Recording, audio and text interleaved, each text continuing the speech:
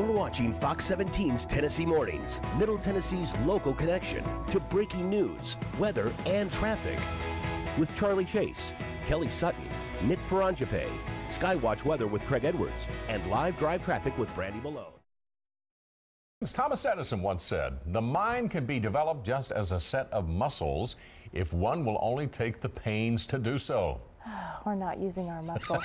That's exactly what Nashville resident Whitney is helping people do with her book, The Artist Within, a guide to becoming creatively fit. And she joins us now with how to work out your mental muscle. You know, I was talking to you earlier, I said, what side of the brain do we use the most? Because I kind of thought that it was the right side, but not necessarily.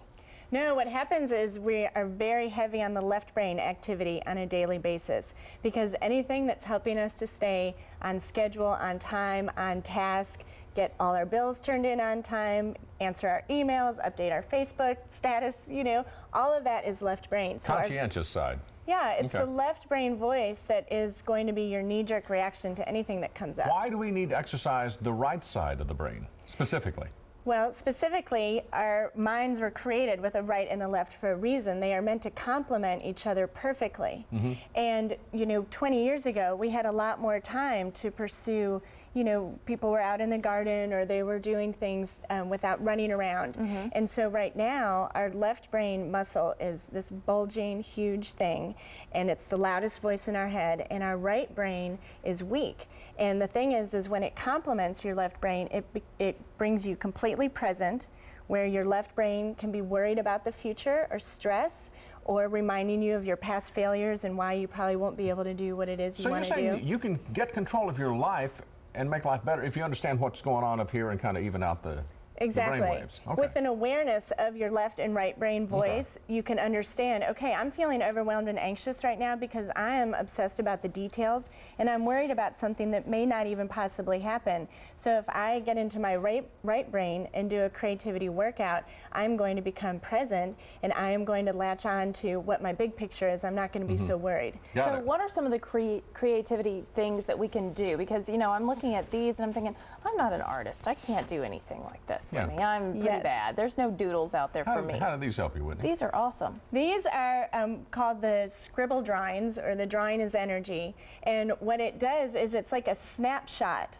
of your energy, and all you have to do is doodle and scribble on the paper. And the reason that it's so effective is exactly what most people are thinking, like, I don't have time to sit there and doodle, and I'm not good at drawing. That's your left brain voice. It will not understand why you are going to sit there for 5 minutes. But if you take the time to do this, you are giving your right side, the right side of your brain, some leverage and creativity and freedom. Exactly. To build. Okay. Physiologically, you cannot stay in your left brain when you're doing a right brain activity. Really? Okay. So what these are here to show is that anyone can do these. I mean, I use these with my children when they're in a fit. You know, I get them drawing and all of a sudden they're present and they're fine. So this is the paper weaving. This is an example of scribbling with crayons or oil pastels and then some watercolors, and cutting it into strips and weaving it together.